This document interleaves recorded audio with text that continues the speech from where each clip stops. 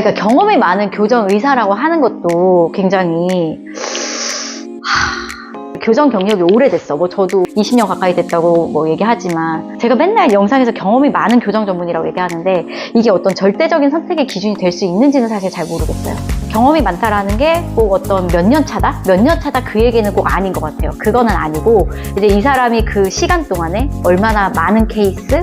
이제 그 시간을 어떻게 보냈느냐. 뭐 그냥 정말 쉬운 비발치 크라우딩 케이스만 뭐 한 100개씩 했을 수도 있는데 그걸 경험이 많다고 할 수 있을까요?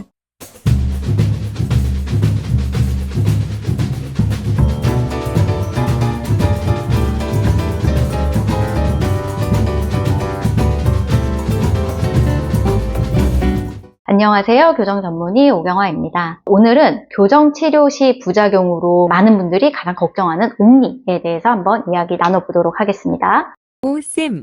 예전에 발치 교정 치료를 하고 이제 재교정 상담을 하러 오시는 분들의 특징을 좀 살펴보면 예전 발치 교정으로 인해서 위 앞니 사이에 공간이 벌어진 경우가 대부분입니다. 이분 같은 경우도 15년 전에 한 3년 정도 설측으로 이제 교정 치료를 받으셨다고 했는데 위 앞니 사이 공간이 벌어져 있고 위아래 앞니가 정상적인 각도보다 10도 이상 뒤쪽으로 쓰러져 있는 상태였습니다. 환자분께서는 이제 간단하게 위 앞니의 공간만 닫고 싶다라고 이제 말씀을 하셨지만 전체적인 교합을 봤을 때 위아래 앞니가 지금 잘 맞물려 있는 상태였기 때문에 위쪽에 부분 교정만 해서는 이제 이 공간을 닫을 수 없는 상태였고 위아래 앞니의 각도와 높이 조절을 동반한 전체 교정을 통해서만 이 공간을 닫을 수 있는 상황이었습니다. 우리가 발치를 동반한 교정 치료를 했을 때 옥니라는 부작용이 무조건 발생하게 되는 걸까요? 이것은 이제 치아의 구조를 살펴보면 되는데요. 우리의 치아는 치조골이라고 하는 잇몸뼈에 뿌리 부분이 묻혀 있고 머리 부분이 이제 밖으로 보이는 구조입니다. 교정 치료는 치아의 머리 부분에 힘을 줘서 치아와 치아를 둘러싼 치조골의 생물학적인 반응을 이용해서 치아의 머리와 뿌리를 함께 이동시키는 현상인데요. 이런 이동은 나무 막대기가 물렁물렁한 크레이 안에 한 절반쯤 묻혀 있는 상태라고 보시면 됩니다. 이 나무 막대기를 전체적으로 뒤쪽으로 밀기 위해서 이제 위쪽을 잡고 뒤쪽으로 힘을 주면 이 막대기는 자연스럽게 쓰러지면서 뒤로 이동을 하게 됩니다. 이거 무슨 말인지 이해되세요?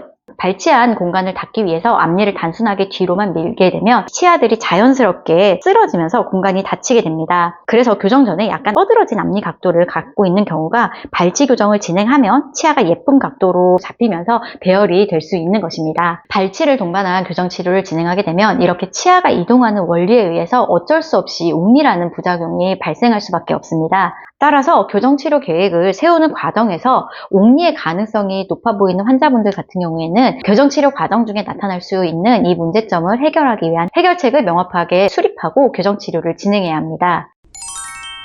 또 치료 전부터 옥니의 각도를 가지고 있지만 적절한 치료 결과를 위해서 발치 교정이 꼭 필요한 케이스 같은 경우에는 교정 치료 중에 이 각도를 최대한 회복시키는 것이 필요합니다. 이 케이스 같은 경우에는 위 앞니의 각도가 정상적인 각도보다 20도 이상 안으로 쓰러져 있었습니다. 웃을 때 잇몸이 많이 보이는 거미 스마일도 심하고 아래턱이 작은 무턱으로 인해서 입술의 돌출감도 심하게 존재하고 있었고 아래쪽의 덧니도 매우 심한 상태였습니다. 위아래 작은 어금니를 발치하고 교정 치료를 진행을 했습니다. 공간을 닫는 과정에서는 이런 옥니의 문제가 조금 더 심각하게 나타날 수 있습니다. 스크류나 부가적인 장치들을 적극적으로 사용을 해서 위 앞니 각도를 적절하게 유지하면서 공간 폐쇄를 진행을 했고요. 교정 후에 모습을 보시면 이상적인 교합이 형성이 되었고 특히 웃을 때 심하게 보이던 잇몸의 노출도도 상당히 개선이 되었습니다. 공간을 닫는 과정에서는 위 앞니 각도 유지도 중요했지만 잇몸의 노출도를 감소시키기 위해서 적극적인 상방 이동을 함께 진행을 했습니다. 그래서 교정 치료 후에 위 앞니 각도는 치료 전보다는 5도 정도 조금 더 순축 경사가 이루어졌고 수직적으로도 상당히 상방으로 이동한 것이 관찰이 됩니다.